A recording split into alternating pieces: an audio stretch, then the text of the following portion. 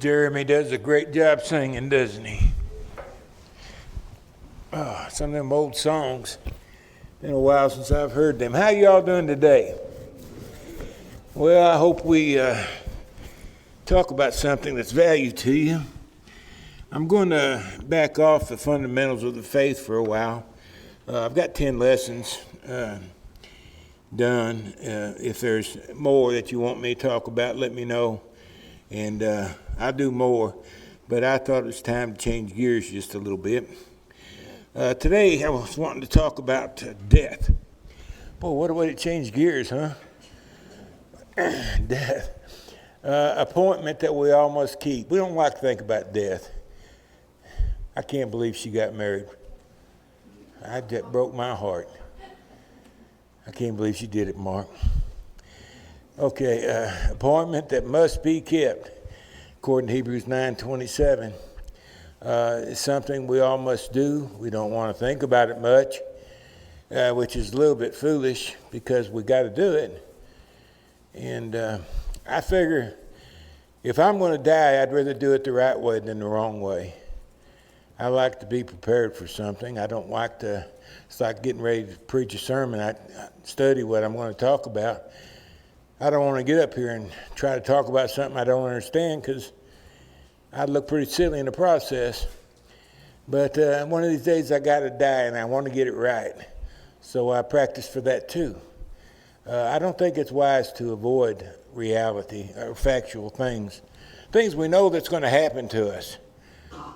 Best to get ready, know what we're going to deal with. But there's a fear that comes along with death. This is why we avoid the subject. We don't want to talk about it. Some people don't want to talk about buying life insurance or making a personal will or anything like that. There was a Chinese emperor one time. If anybody mentioned anything about death, if they mentioned anything that made him even think about death, they were either going to go to prison or have their head lopped off.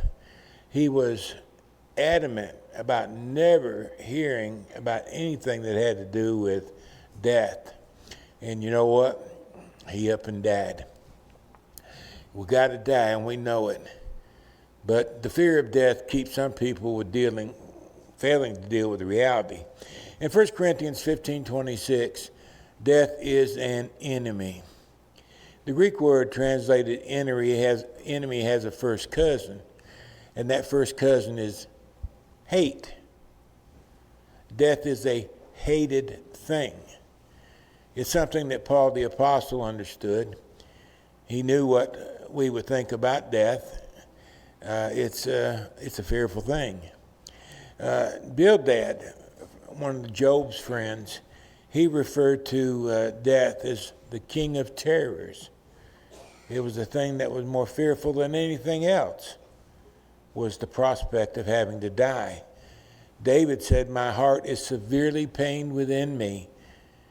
He was very near death at the time.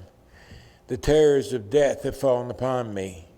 Fearfulness and trembling have come upon me. Horror has overwhelmed me. When David got close to death, he got very real about his emotions. And he was afraid. He was afraid that he would die, that he was going to die, rather. In the 116th Psalm, he said, according to NIV, the cords of death, this is like ropes for us, have entangled me, have tied me. I'm bound by the cords of death. The anguish of the grave came over me. I was overcome by distress and sorrow. David understood the prospect of death and the fear that came with it. Hezekiah, he dreaded his fast approaching death. He was on the verge of dying, as a matter of fact. In Isaiah 38 and verse 10, he's quoted as saying, "In the prime of my life, I shall go to the gates of Sheol," death. And I am deprived of the remainder of my years. I got cheated out of the rest of my years. They were accustomed to three score and 10. Hezekiah at this time was probably in his early 40s, and he was being shortchanged the rest of his years. because he was going to die. Again, David said in the 18th Psalm, the cords of death compassed me, have bound me. The floods of ungodliness made me afraid. Then there was the release from the King of Terrors. The King of Terrors is a fear that everybody has. Some people say they're not afraid of death. Oh, yes, they are. Everybody is. Death is it's a fearful thing. To the best of all, Jesus, he prayed in the garden before his death, Lord, if there's any other way, let this cup pass from me. The death he was fixing to experience was something he did not want to experience. It was a fearful prospect, the death he had coming. And the Lord said, well, he didn't say it, but by action, it had to be that way. And Jesus died that way. But we have a release from the terror if we choose. The Hebrews author said in chapter 2, verses 14 and 15, inasmuch as the children partake in the flesh and blood, he himself likewise shared in the same, that through death he might destroy him who had the power of death, that is the devil, and then release those who through fear of death were all their lifetime subject to bondage.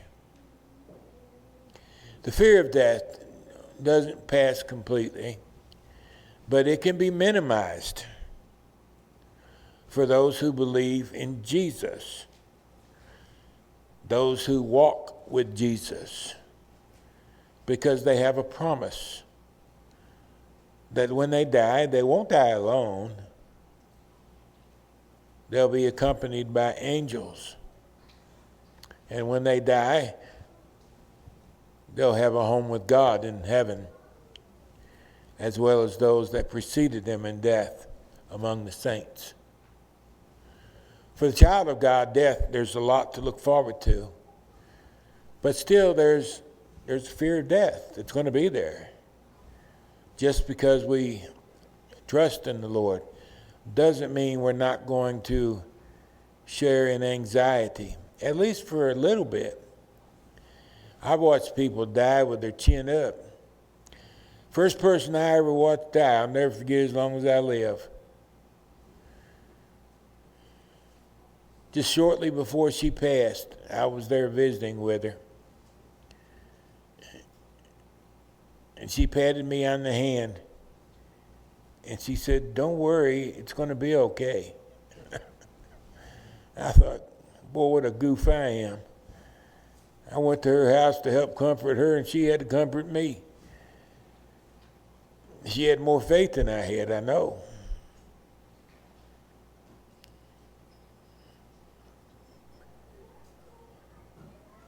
But she wasn't afraid. Not like most are. Boy, I loved her. There is a fear of death. Hebrews 2:14 and 15. The fear is a lifetime dread. This fear holds us in a state of bondage, and the Lord wants to deliver us from that fear. That's what we gather from that particular text. Why is death so universally feared?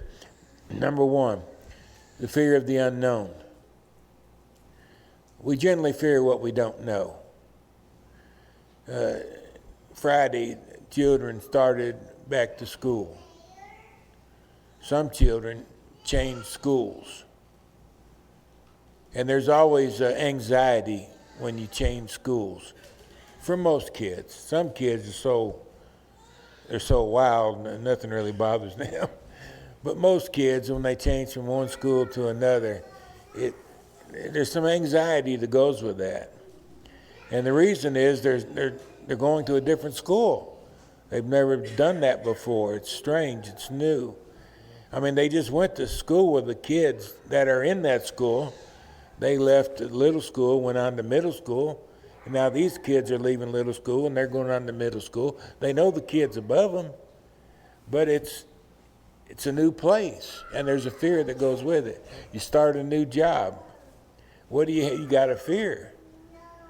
When you go into the place and you are learning how to do the job, there's some amount of anxiety that goes along with it. We fear things we don't know. We don't know what lies beyond the door when we start a new job. And so it is with death. I've never died before. I don't know exactly what death is like. I know people who have died, but they never came back and told me what it was like, except for one. And he told us what it was like. And we believe him. But we still have an anxiety about it. I want to make sure I get it right. I don't want to fail. I've never done it before. David said, though I walk through the valley of the shadow of death. He made reference to the valley of the shadow of death. In Judea, there's a lot of ravines. They're everywhere around Jerusalem. Jerusalem's up on a hill, and all around the hill, we call them hollers. They call them ravines over there. And down in the bottom of the ravine, down in the bottom of a holler, what do you got up above your head? You got all the trees up there. Okay, the holler's covered with trees. So here you are, you're on top of the ground, and you start over into the holler. And as you go down into the holler, what happens? It gets dark. Why? Because all the trees block out the sunlight. The more growth you got, the darker it gets. Well, this appears to be what David may have been alluding to. Some people say there was a place called the Valley of the Shadow of Death. I don't know if that's true or not. I do know that there's a lot of ravines, and I do know that when you start over into them, it does get very dark in some of them. And I believe this is what the king was alluding to. The Valley of the Shadow of Death is going into a dark place. I will fear no evil. Why? Because, Lord, I know you're with me. He could make the walk knowing that he wasn't alone. Your rod and your staff, they comfort me. My protection is with me wherever I go. And knowing that, it gives me confidence. It reduces the amount of anxiety I have to experience. There's comfort I receive knowing that God is always with me. Even when I die, he'll be with me. I don't have to do it by myself. And there's comfort that David got from that. We don't know what the experience is going to be like. However, we do know who will be with us when we take the journey. Paul said we are confident, yes, well pleased rather, to be absent from the body because we're going to be present with the Lord. In the body, we're absent from Jesus. When we're out of the body, we'll be present with Jesus. We're not going to be alone. We step out of one sphere and into another, one realm into another. It's like passing through a door. Inside, outside. Except on the outside, the Lord of glory. The door, of course, being death. Why is death so universally feared? Because it's an inevitable thing. We can't get around it. For years, I've been going to doctors trying to make me feel better. But in all these efforts that we've gone through the years, I never even entertained the notion that these doctors could make me live forever. Some people say it's coming. No, it's not. They say whatever they want to. You might extend life some years because of different kinds of medications. More people might live to be 70, 80, 90, 100 years old because of the medications that prevent earlier deaths. Things like that are liable to happen, but never die. That ain't going to happen. Why? Because death is an appointment. It's a God-made appointment. It's something you got to do. It's inevitable. And there's no way for me to get around it. I can't go under, over, or around. Death wins in the end, and we all know that. We're not foolish enough to think otherwise. However, because death wins, it also points people to God. I think most people look to God because they know they can't win the race of life without God.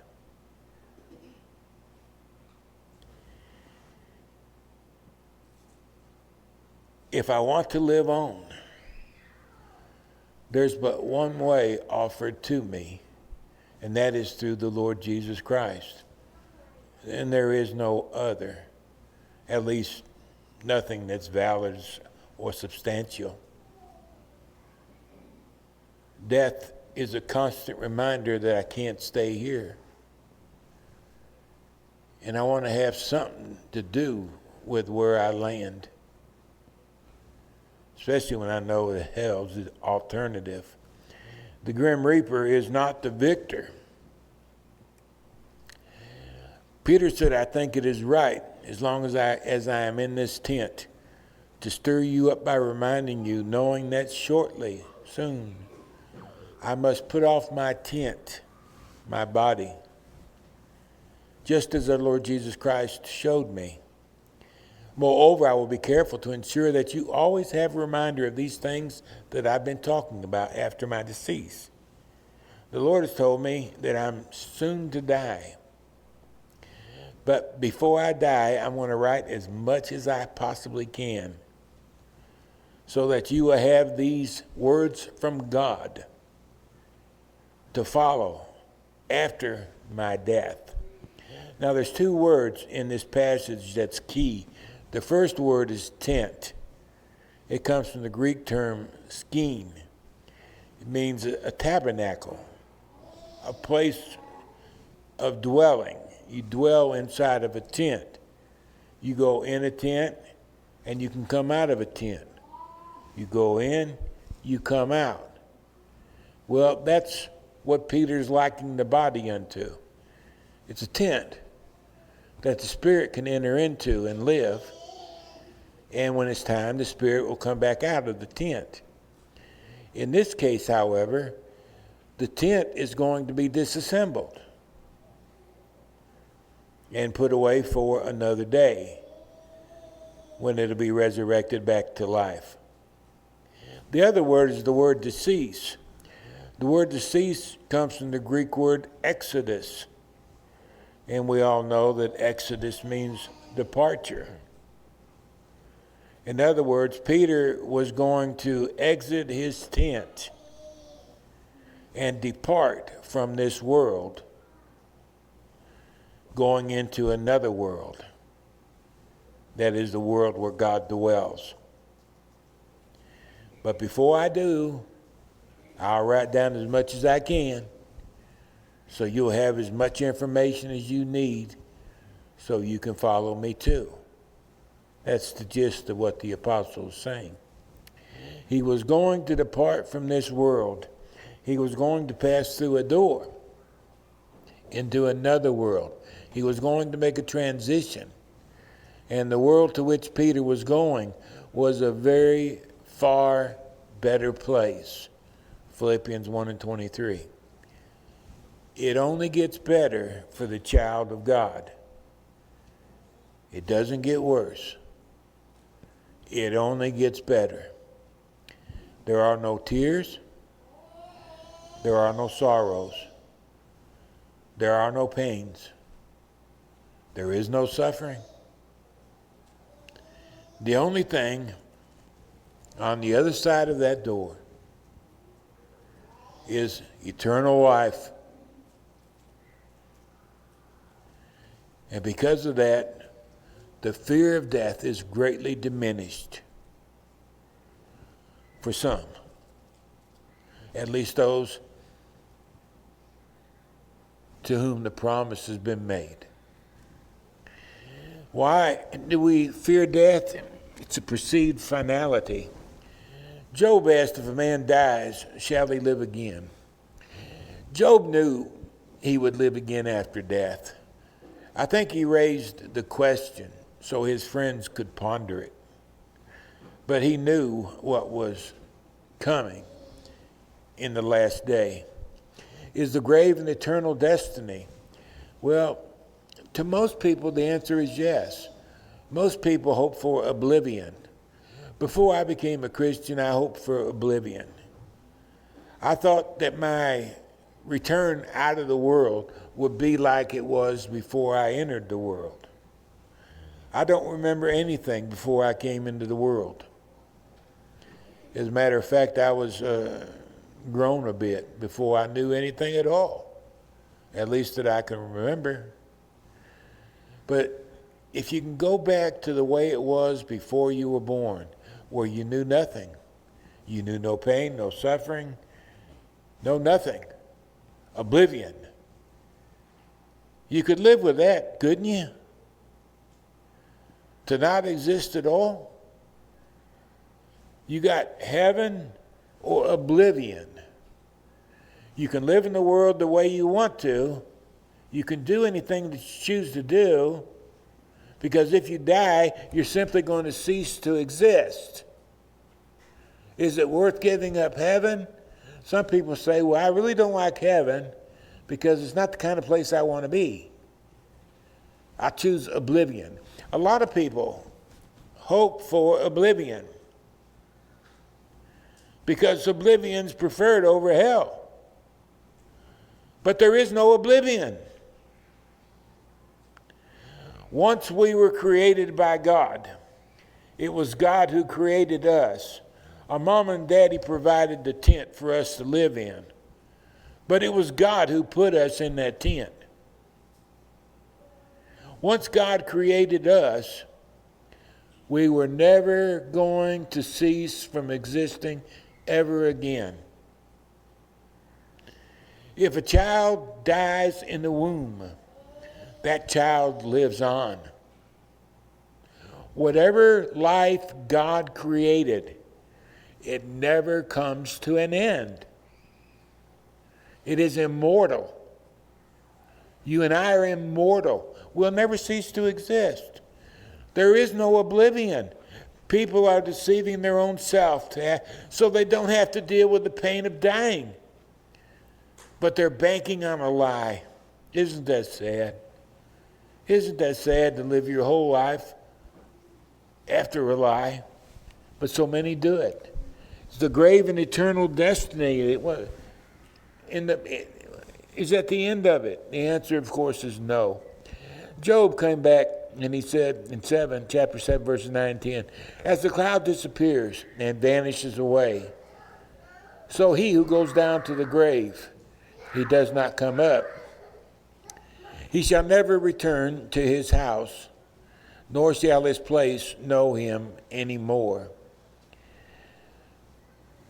When we die, we're finished with life in this world. We're not going to be known in the church house here again because we're gone. And this is what Job is referring to. Death might seem to be final. It might seem to be everlasting, but it's not. It's not the end. Job finally said, I know that my Redeemer lives, and he shall stand at last on the earth. After my skin is destroyed, this much I know, that in my flesh I shall see God, whom I shall see for myself, and my eyes shall behold, and not another. They'll be my eyes. Oh, how my heart yearns within me. Job knew he would live on after death. He didn't know the details like you and I do, but he knew and he understood that there would be a resurrection of the dead. He didn't know how, but he believed it was going to happen, and he built his life around that belief. We read about the man Lazarus. His sister, Lord, if you had been here, he wouldn't have died. And Jesus said to her, I am the resurrection and the life. He who believes in me, though he may die, he shall live. 2 points to remember from this little statement. Number one, the verb live suggests continued existence. On and on and on and on. It's a present tense participle. It's going to keep on living.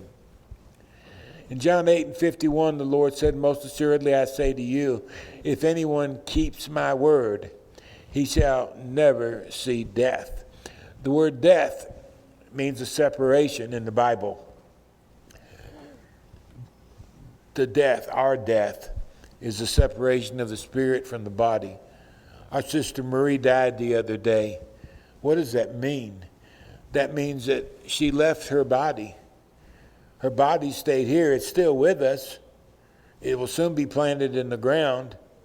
But Marie left that body. And the angels carried her, we believe, to paradise.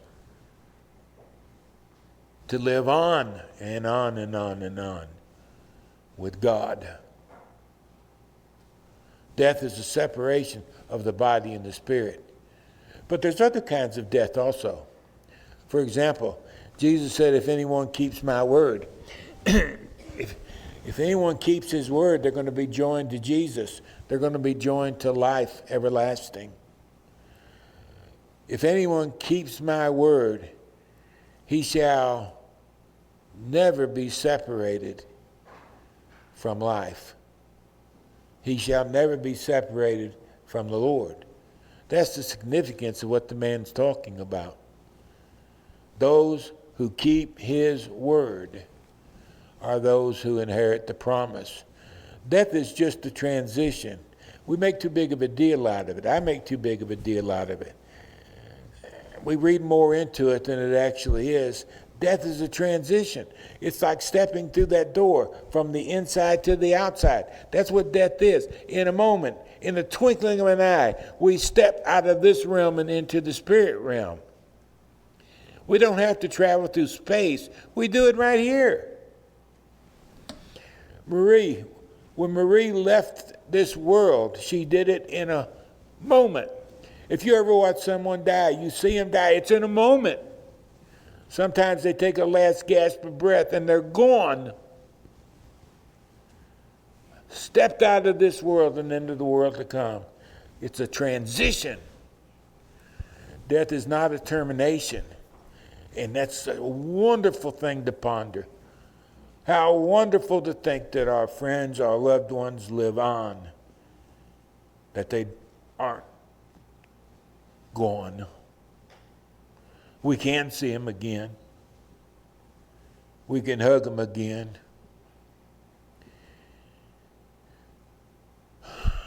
The best is yet to come. Secondly, resident in Jesus is power to raise a dead body.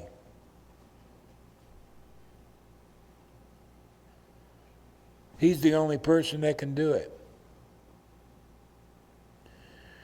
I watch this program on TV, and there's this doctor.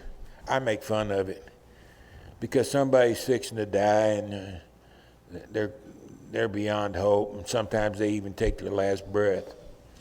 And this doctor will take them off to a secret place and do his Dr. Foo-Foo on them.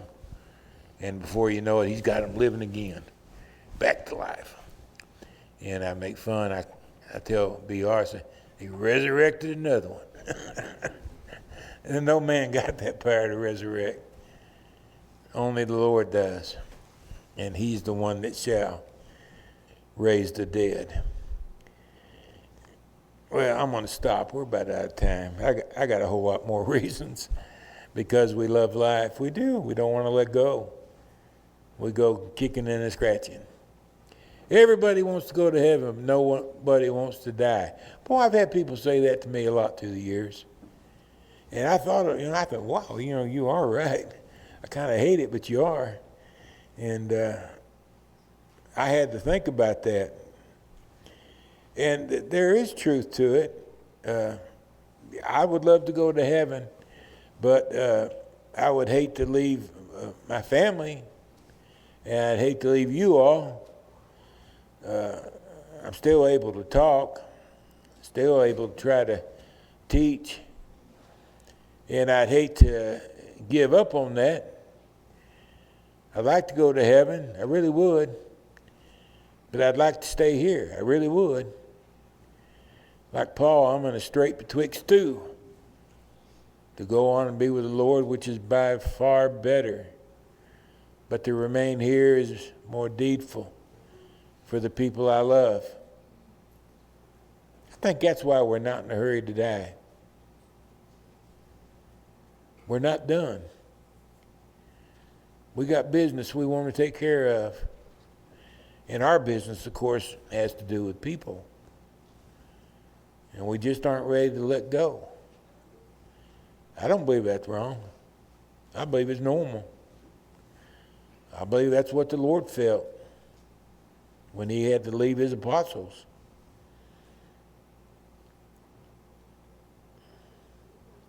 Some may not be a Christian. I hope that's not the case, but it could be.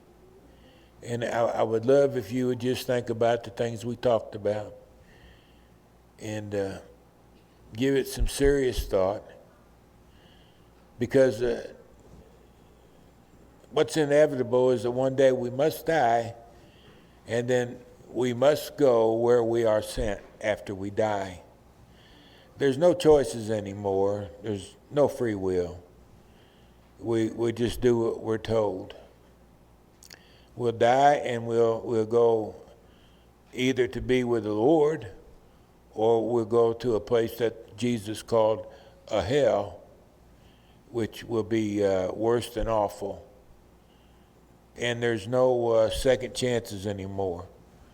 Second chances are in this world, not the next. And the Lord's given us plenty of time to take advantage of his offer.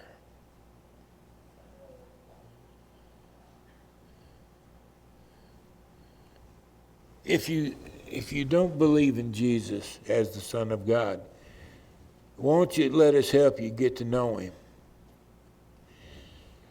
We have Bible classes and we have services like this. And you can learn about him.